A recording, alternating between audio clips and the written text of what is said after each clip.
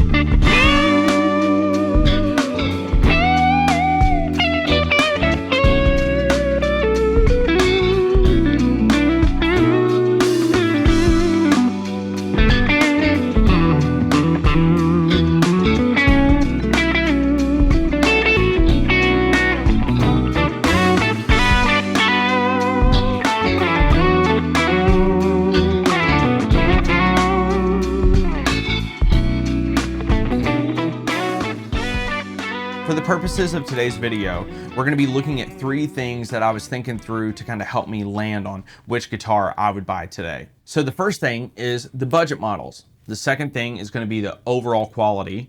And then the third thing is versatility. Quick disclaimer here, we're only going to be talking about electric guitars today. And also, all of this stuff is my own opinion, my own personal experience. Okay, starting with budget guitars. Now, budget is an interesting word. We throw that word out a good bit. For today's purposes, budget is going to mean any guitar that's made to be a lower cost version of a main brand guitar. So Epiphone, not talking about Epiphone USA, but Epiphone currently through Sweetwater has guitars ranging from $199 to $1699. That's a huge range right there in price. For some people, that might still be considered budget on the high end of things. For some people, that feels like an outrageous amount of money to spend on something that's not a Gibson. These guitars are essentially just lower cost equivalents to specific Gibson models like the Les Paul, SG, Flying V, Explorer, Firebird, and so on.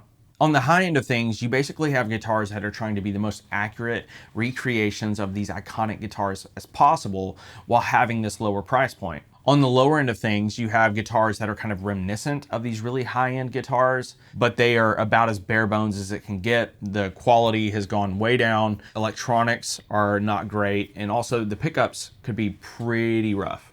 Squier, on the other hand, is currently offering guitars through Sweetwater's website from anything from $195 to $619, drastically different than Epiphone's offerings currently.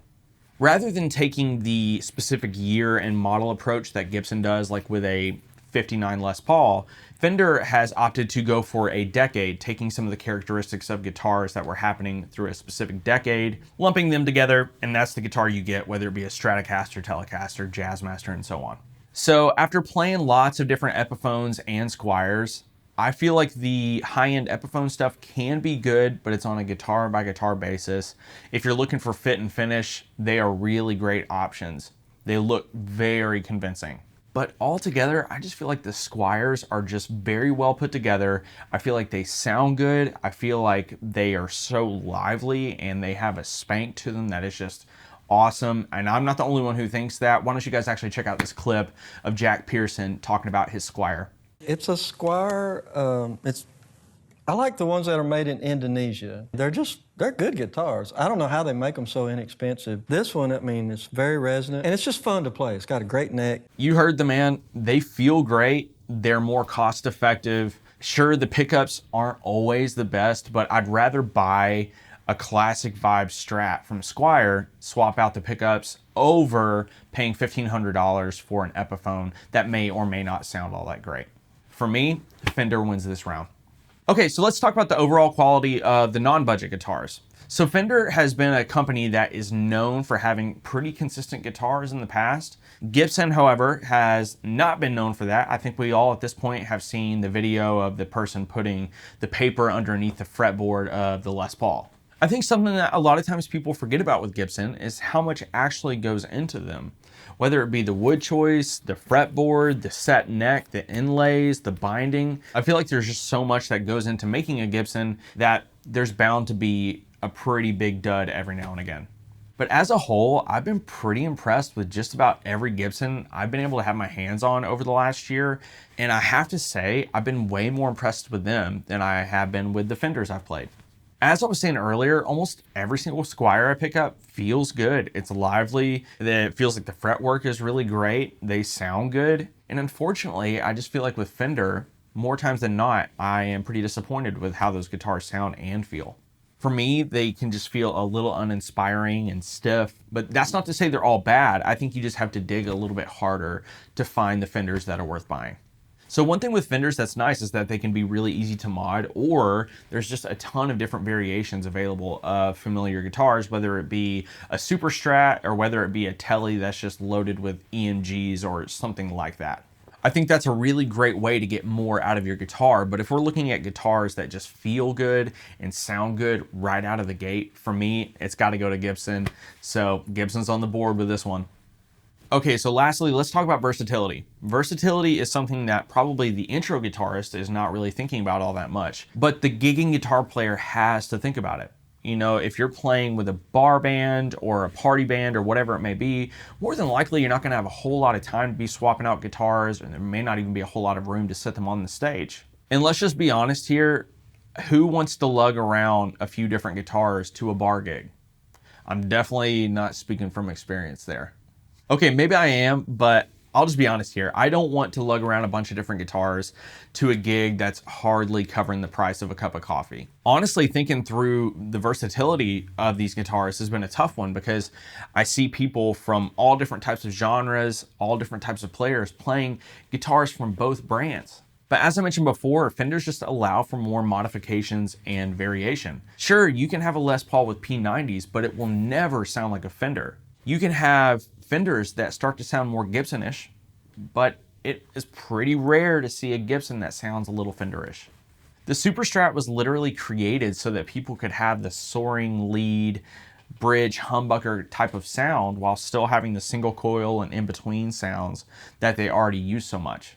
Some of you might be sitting here being like, but the coil tap, blah, blah, blah. No, I've never heard a set of humbuckers that are split, that have a coil tap, that sound convincing in any way. They definitely don't even start to sound like a Telecaster or a Stratocaster. It's just, that's a no-go for me. With all that being said, I've got to give it up to Fender for that one. So if I was going to tell you what guitar to go out and buy tomorrow, I would say look into Fender, specifically Strats or Teles.